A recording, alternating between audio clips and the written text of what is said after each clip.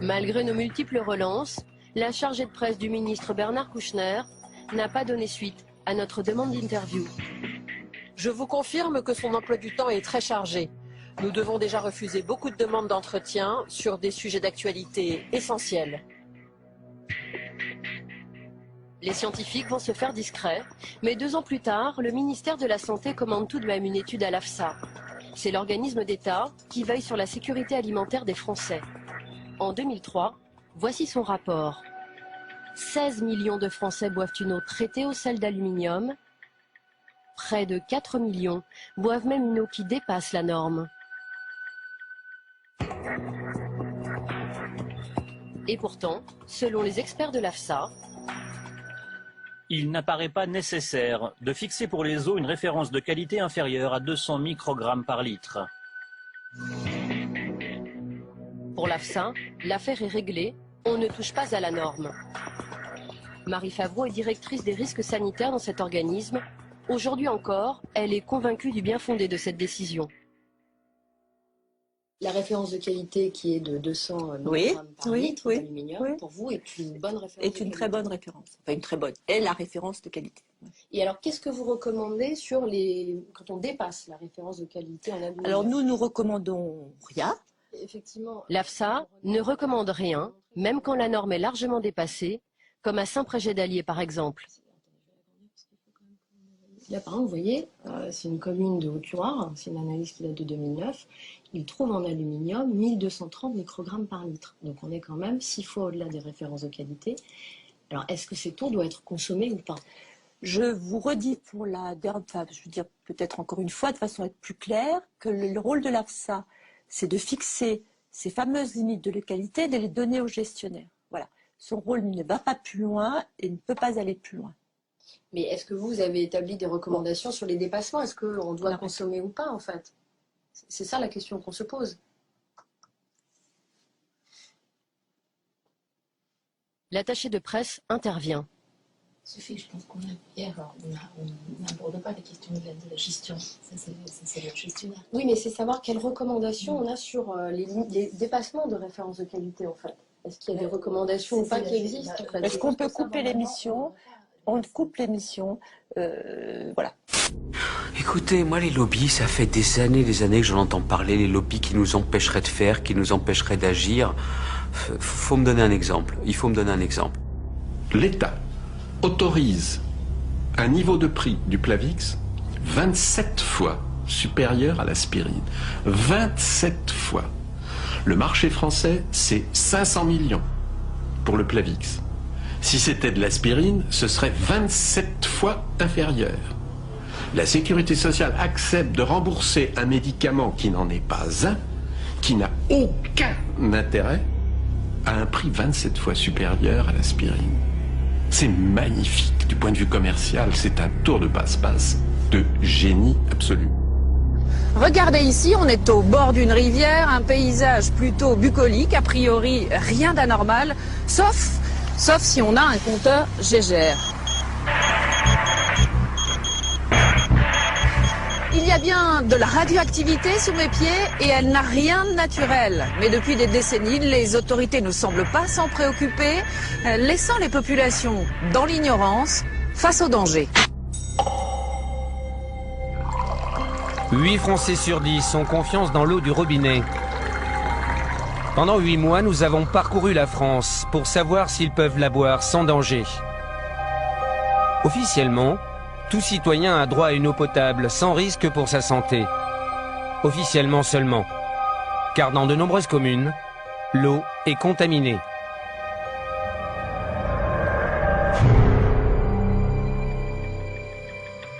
Partout en France, les distributeurs ajoutent de l'aluminium dans l'eau pour la rendre plus limpide.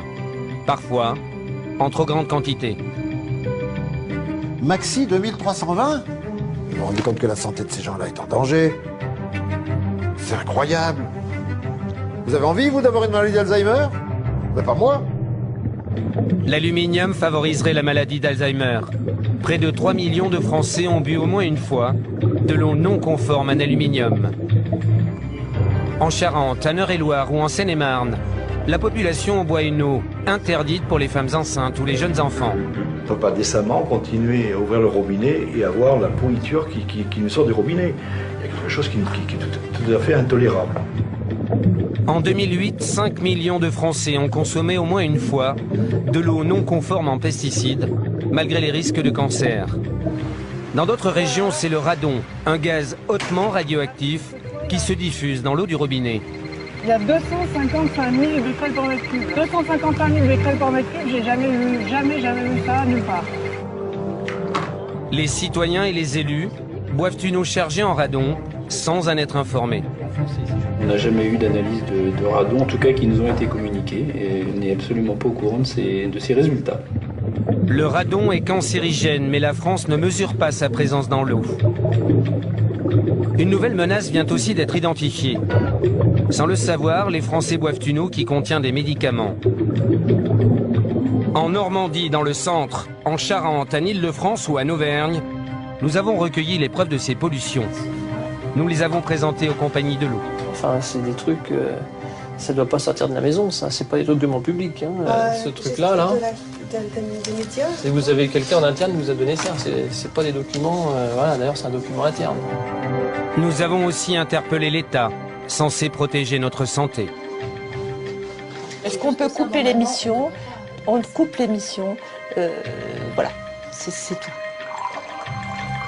40 millions de Français boivent régulièrement l'eau de leur robinet. Plongés à nos troubles dans ce produit alimentaire et ses poisons cachés. Tout d'abord, rappelez-nous très rapidement ce que sont les perturbateurs endocriniens. Les perturbateurs endocriniens, le mot est compliqué, mais ça veut dire perturbateur hormonal. C'est des substances chimiques qu'on trouve dans les objets de consommation courante. Ça peut être vos vêtements, mes lunettes, les jouets des enfants ou des résidus de pesticides qu'on trouve dans l'alimentation et qui ont la capacité d'interagir avec le système hormonal des êtres vivants, que ce soit des enfants, des femmes, des ours polaires ou des chatons, quoi. Et le problème, c'est que jouer avec le niveau des hormones dans le corps, ça a des conséquences sur la santé qui peuvent être assez graves. Il y a des études là-dessus, les conséquences sur la santé. Il y a un consensus scientifique aujourd'hui sur le fait que c'est des substances dangereuses pour la santé et on pense qu'elles sont liées à l'augmentation de tout ce qui est maladie moderne, on va dire, les cancers du sein, de la prostate, des testicules, les problèmes de développement du cerveau, les problèmes d'infertilité, de malformation du système génital masculin. Il y a toute une panoplie en fait, de maladies seraient liées à ces substances. Alors justement, donc Bruxelles retarde la législation pour limiter ces perturbateurs. Il s'agit vraiment d'une connivence entre les industriels de ce secteur et Bruxelles ? Ce que mon enquête montre, c'est qu'il y a eu un lobbying extrêmement intense de la part de l'industrie, le lobby des pesticides, le lobby de la chimie, mais aussi le lobby du plastique, pour empêcher cette réglementation qui pourtant permettrait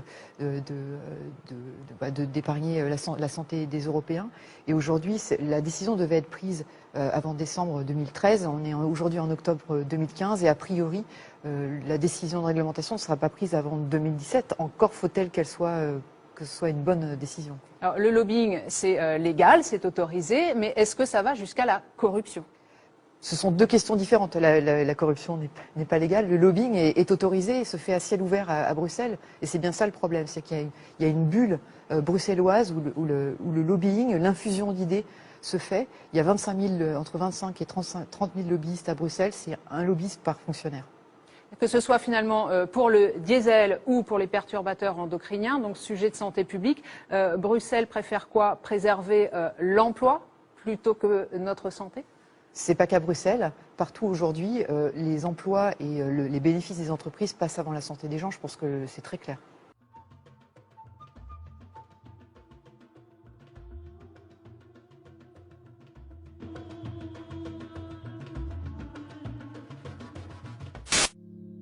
Les graines, c'est quoi pour vous? Des pépins qu'on recrache? Moi aussi, c'est ce que je croyais avant de commencer ce film. En fait, les graines sont la base de notre alimentation et un maillon capital dans le développement de l'humanité. Depuis 12 000 ans, les paysans sèment, sélectionnent et échangent librement leurs graines. C'est toute l'histoire de l'agriculture. Cette pratique ancestrale est en péril. Sur la planète, 5 multinationales, des géants de la chimie devenus producteurs de semences, contrôlent la moitié du marché. Et elles ont un projet: devenir propriétaires des graines. Parmi eux, Monsanto a accepté de nous ouvrir ses portes. On a notre rôle pour résoudre un peu le problème de la nourriture dans le monde. C'est un système de cow-boy. Je vois quelque chose qui bouge, je dégaine. Pam. Depuis peu, partout dans le monde, des citoyens s'élèvent contre cette privatisation.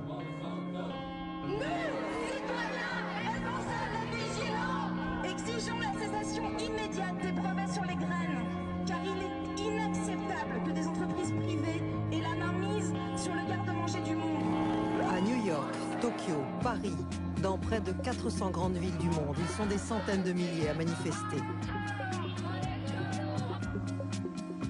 Une résistance s'organise. Des agriculteurs, des scientifiques, des élus se battent. L'enjeu, notre indépendance alimentaire face au système industriel de la malbouffe. L'histoire que nous allons vous raconter, c'est celle d'une guerre inconnue, mais qui nous menace tous. La guerre des graines.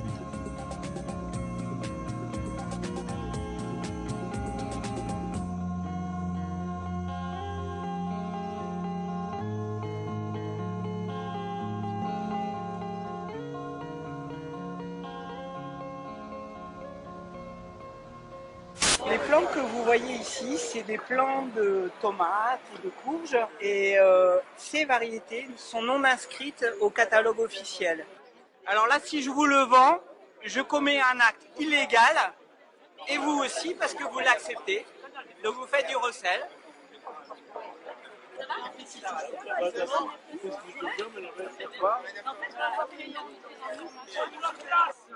Donc je me présente, je m'appelle Philippe Catineau et je suis coprésident du réseau Semences Paysannes.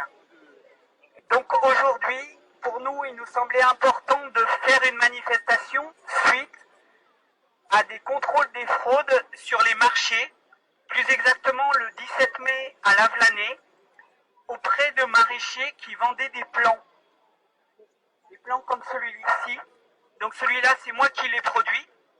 Et en quelque sorte, si je vais vers madame et que je vous propose de vous vendre mon plan, eh bien là je commets un acte illégal, doublement illégal. D'une part parce que j'ai pas de carte GNIS pour pouvoir vous vendre ce plan, et d'autre part parce que cette variété de tomates n'est pas inscrite au catalogue. Voilà, donc jusqu'à présent, les fraudes ne contrôlaient pas ce genre de situation. Et donc, ce que l'on dit, c'est que des maraîchers qui ont une activité annexe de vente de plants doivent avoir la possibilité de vendre ces plants sans avoir de carte de l'interprofession des semences et plants et doivent avoir la possibilité de vendre des plants de variétés interdites. D'accord ? Non inscrites. En voyant le sujet qui précède, on se pose de sérieuses questions. Regardez plutôt celui qui suit. Cette fois, c'est carrément Kafka, un horticulteur bio installé dans l'Ain, diffusait gentiment ses conseils pour éviter aux agriculteurs d'utiliser des produits toxiques. Mais voilà, un article subrepticement inséré dans un projet de loi interdit toute publicité pour le purin d'ortie ou autre recette de grand-mère. Son livre vient même d'être saisi dans les locaux de son éditeur. La pub pour les engrais, elle, continue de fleurir sur nos écrans. Édouard Bergeon, Arnaud Buste. Pour tuer les chenilles de son jardin, rien de tel que du purin d'ortie. Bernard Bertrand utilise cette recette bio ancestrale depuis des années.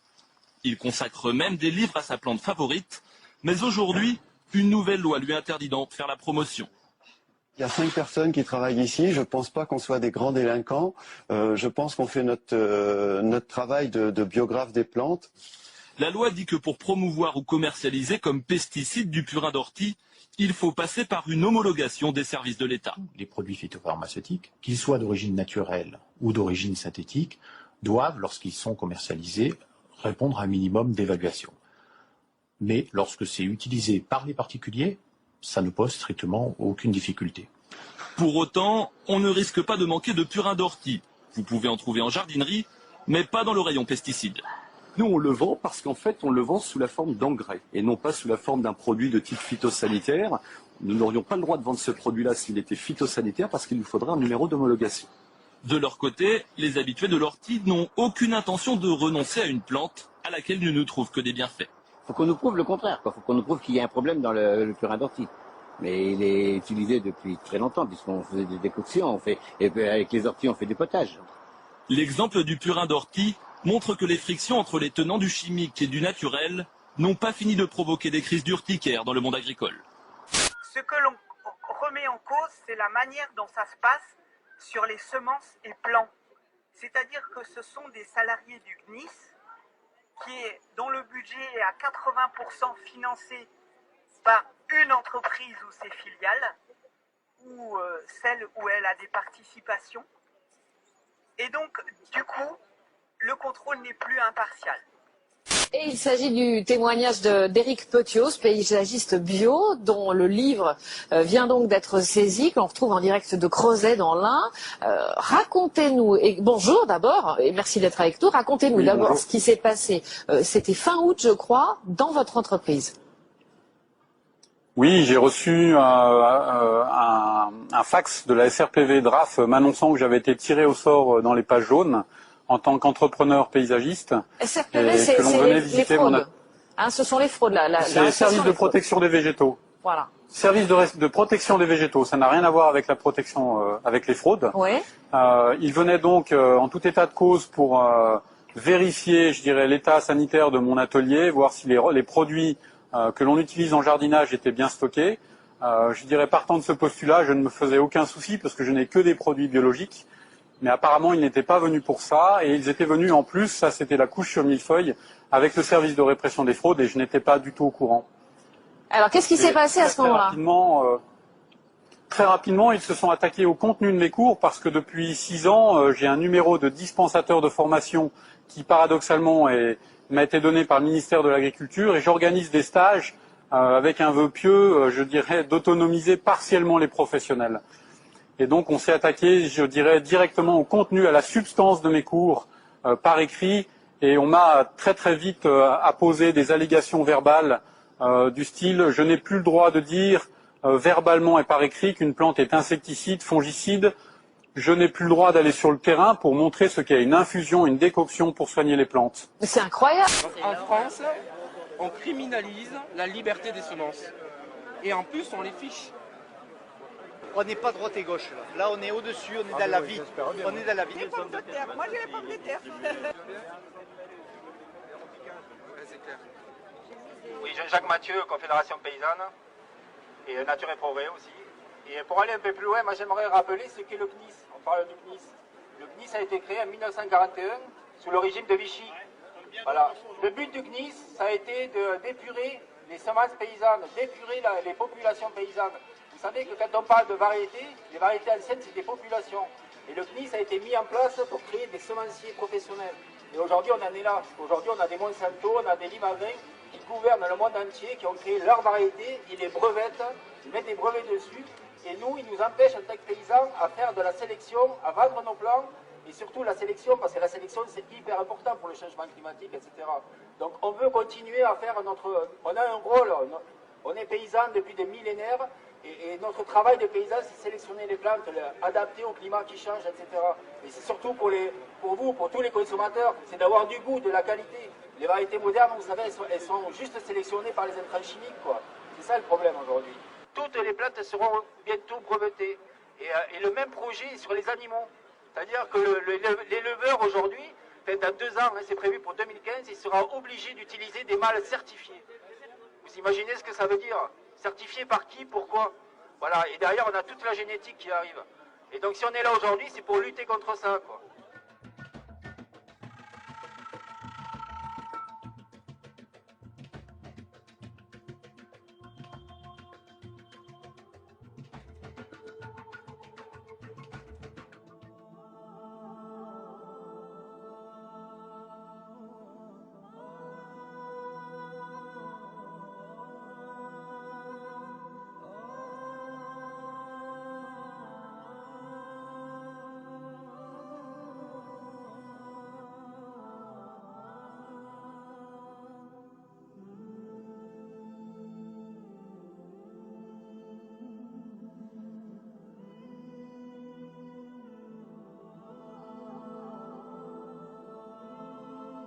We're developing a society because of all of these different toxins known to affect brain function. We're seeing a society that not only has a lot more people of lower IQ, but a lot fewer people of higher IQ. In other words, a dumbing down, a chemical dumbing down of society. So everyone's sort of mediocre. That leaves them dependent on government because they can't excel. We have these people of lower IQ who are totally dependent. Then we have this mass of people who are going to believe anything they're told because they can't really think clearly. And very few people of very high IQ who have good cognitive function who can figure this all out. And that's what they want. So, you know, you can kind of piece it together as to why they are so insistent in spending so many hundreds of millions of dollars of propaganda money to dumb down society.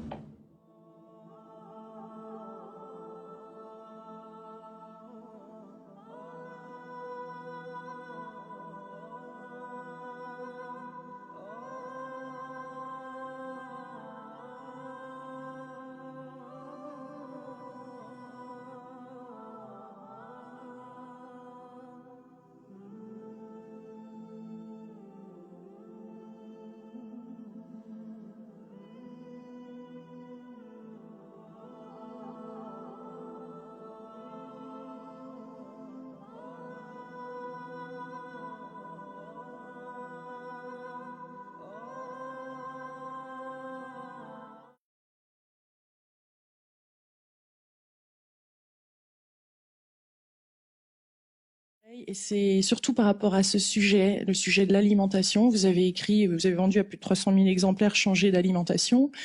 C'est une référence sur l'alimentation. Vous en avez écrit de nombreux autres depuis. Vous êtes absolument passionné. Vous êtes passionné de anthropologique. C'est-à-dire, je souhaite que dans le palais des saveurs, c'est pas la bouche, hein, je vous l'ai déjà dit, la bouche c'est pour se rouler des pelles, pas plus. Hein. Mais le palais des saveurs, ça a du sens. Et je souhaite mettre du soleil dans le palais des saveurs, c'est-à-dire des bonnes choses, pour que tout fonctionne bien, les reins, le foie, le cerveau, tout. Voilà. Et ça, c'est possible. Et c'est ça qui est absolument fascinant, parce que le problème d'aujourd'hui, c'est que nous n'allons pas dans le bon sens, souvent, parce que nous sommes influencés, et qu'il y a des influences néfastes, mais qui apparaissent avec, je dirais, des budgets publicitaires monumentaux, hein, il faut être clair, quoi. Et donc, on est trompé. Et moi, je suis là pour dire des choses claires, avec un peu d'humour, parce que étant joyeux 24 heures sur 24, ça passe plus facilement. Et puis, depuis les tout petits jusqu'aux plus grands. Et avec mon épouse, nous avons complémentarité et complicité. Elle est sur le côté de la pratique, moi plutôt sur la théorie. Et donc, avec ça, ça fait la totale. Parce que des personnes qui sont informées, si nous sommes informés sur ce qui se passe au niveau de la santé, au niveau de l'alimentation, on va faire des choix qui sont conscients, on va pouvoir savoir un impact sur notre santé, bien sûr, mais aussi sur la conscience. Alors, ce qui m'intéresse ici de traiter avec vous aussi, c'est à quel point nos capacités cérébrales, notre santé, bien sûr, mais aussi notre éveil de raisonner par soi-même est impacté par ça, et on peut faire des choix courageux et des choix qui vont avoir un impact dans la société. Et ça passe par l'alimentation. Absolument, notre liberté, je dirais, de choix, pas simplement de l'alimentation, mais notre liberté de choix dans la vie pour toutes les décisions que nous avons à prendre dépend beaucoup de ce que nous mangeons. Parce que je peux être déprimé parce que je mange mal. Et si je suis déprimé, je ne vais pas prendre des bonnes décisions. Alors que si j'ai une alimentation qui est, je dirais, conforme à ce que mes neurones me demandent, mais le problème c'est que mes neurones, ils me parlent pas. Ils me parlent que quand je suis malade. Parce que quand je suis malade, c'est le neurone qui me dit « ça ne va pas ». Quand je reçois dans mon estomac des éléments qui ne sont pas faits pour lui, qu'est-ce qu'il fait l'estomac? Il me répond en donnant trop de liquide acide, il me donne un ulcère, il me donne une gastrite, une inflammation. Et ça, c'est vrai pour tous nos organes. Quand par exemple, j'esquinte mon foie, eh bien j'ai taux de gamma-GT qui sont élevés. Ça veut dire que le foie est en train de me crier, mais arrête de me gaver de sucre, de lactose, arrête. Mais le problème, c'est que si vous n'êtes pas informé, et grâce à vous, on va faire passer l'information à des millions de gens. Exactement. Mais alors...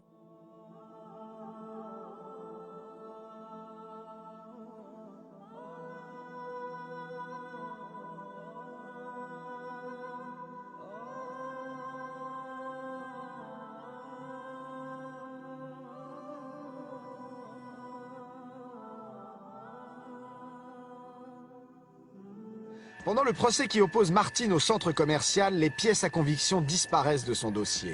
Dès lors, Martine se met à enquêter et découvre l'un des plus gros scandales politiques et sociétals qui sévit en France depuis plus de 30 ans.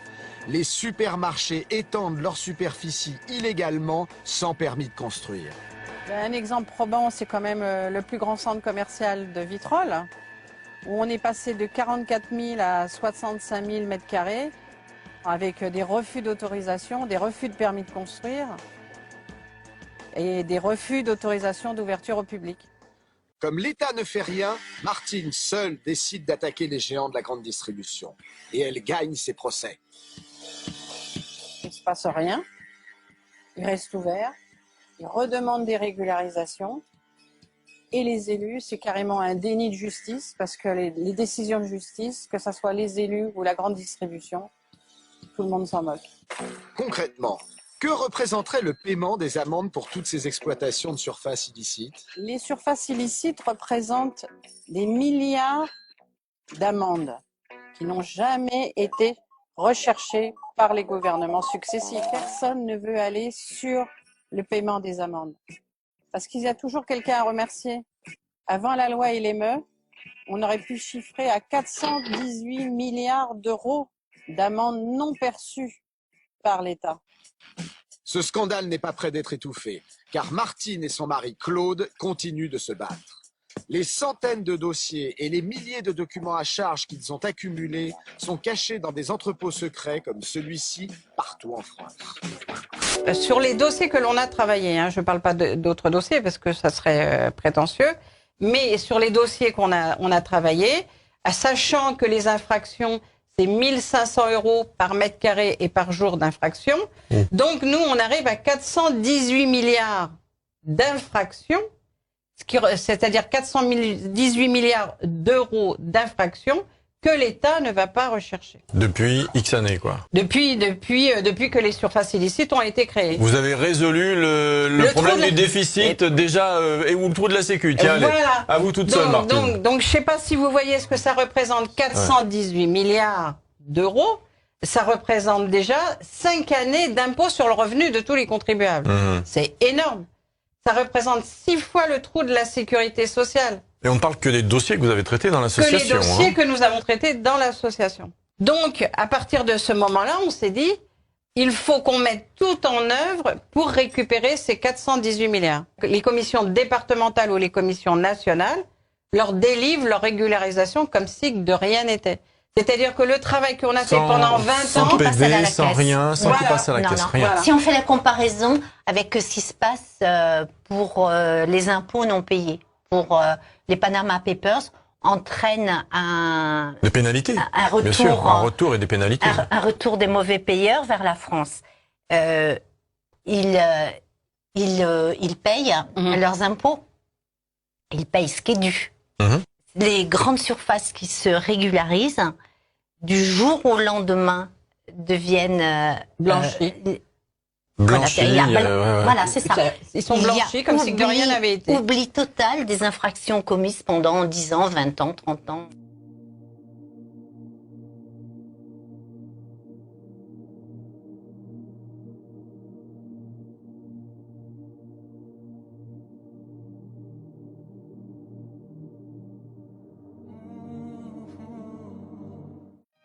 Savez-vous qu'il est possible de se fournir en électricité 100% renouvelable? Enercop est l'unique fournisseur d'électricité à proposer une offre en contrat direct avec des producteurs d'électricité renouvelable. Concrètement, Enercop achète l'équivalent d'énergie consommée par ses clients auprès de producteurs d'énergie hydraulique, éolienne, photovoltaïque et biomasse. En plus, Enercop réinvestit ses bénéfices dans de nouveaux projets citoyens grâce à son réseau de coopératives situé au plus proche des enjeux locaux. Aujourd'hui, vous pouvez agir en choisissant une électricité renouvelable et coopérative.